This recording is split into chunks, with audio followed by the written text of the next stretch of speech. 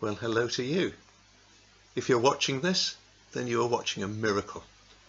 Edward Owen gave me a tutorial yesterday on making YouTube videos, and clearly I've managed it, which has surprised me and will probably surprise you still more. We live in the age of miracles. So welcome today to the first of these videos that are being made specially for St Matthew's Borth, St Michael's Eglwysbach, and also for Llankenvelin. I wonder whether you've heard about the new game that's been produced called Lockdown Monopoly. The rules are no player may move, collect money, or buy anything. It's almost believable, isn't it? They brought out a cheaters edition of Monopoly last year, and we played it at Christmas with our grandchildren. The problem was that we couldn't get our grandchildren to understand that even though it was a cheaters edition, you still had to play by the cheating rules. We are never playing that game again, ever. Now, our prayer surely is that we'll never have to face this kind of lockdown again, ever, in our lifetimes. How extraordinary it is to have all of our church buildings closed. Alan Evans, our vicar, has put up a warm message outside of St Matthew's, offering help to anyone who needs it, and that is just the right kind of statement to be making to our community. But the board, the poster board, looked rather bare.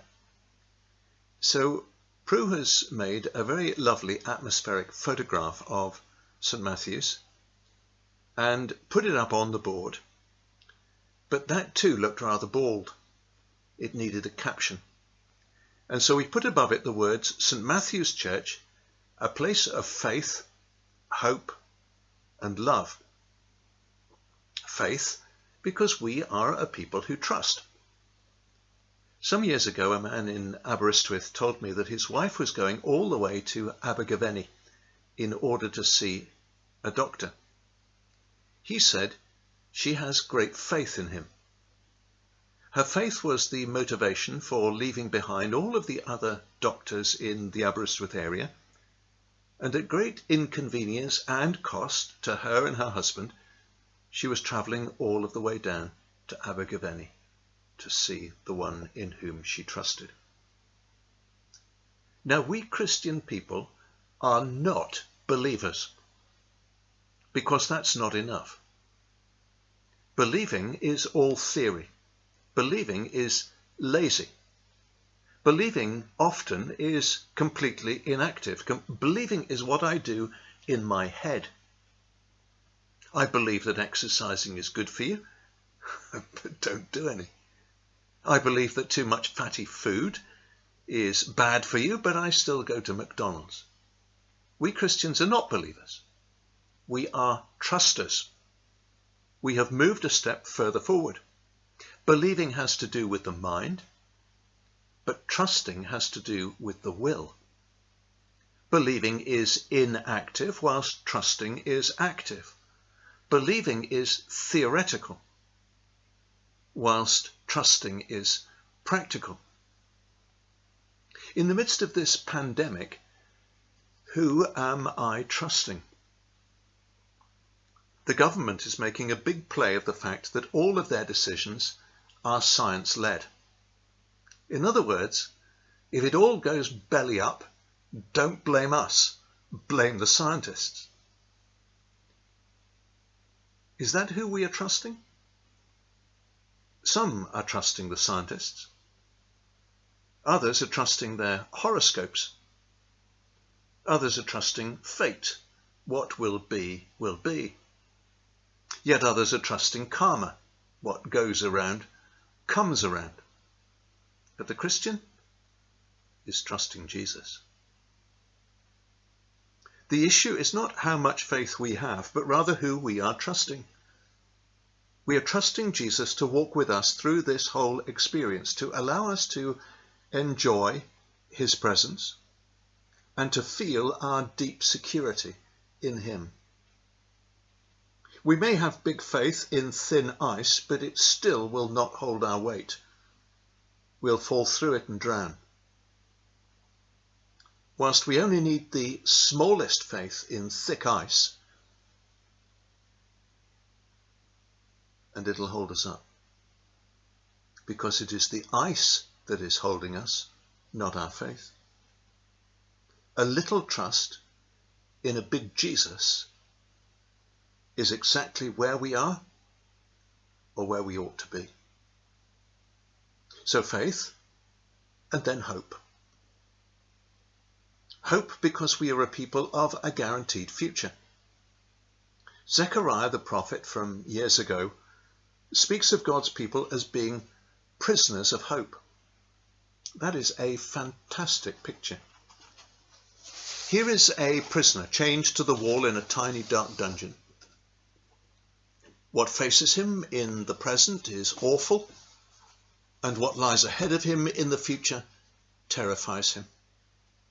But for us, we Christians, the chains which hold us are chains made out of hope. That God is a God who cares and a God who intervenes. The bars on the windows of our cell are made of hope. That God is a God of compassion. That he will not allow us to face the present or the future on our own.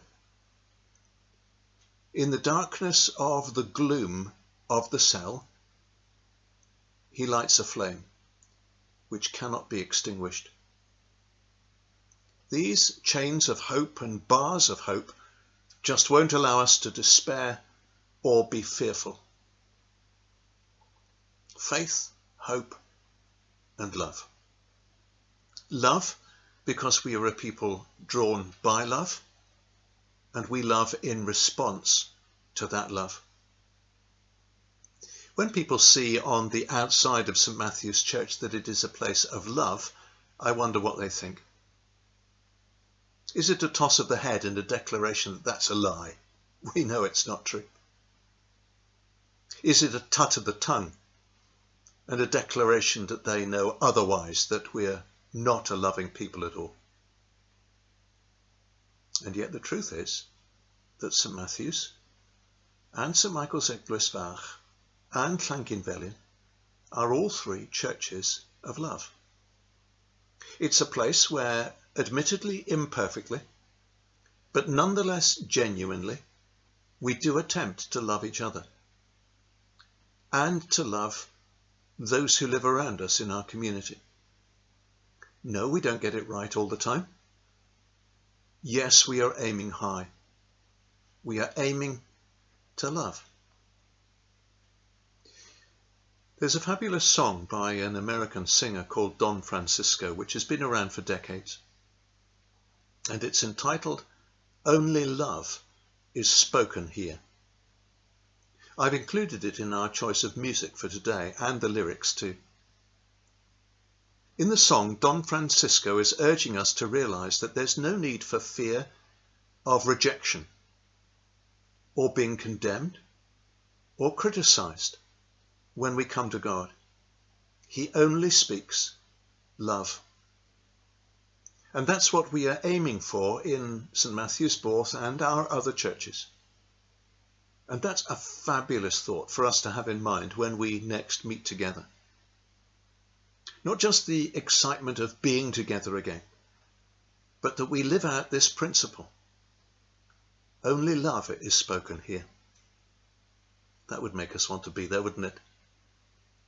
Now these three remain, writes the Apostle Paul. Faith, hope, and love. But the greatest of these is love.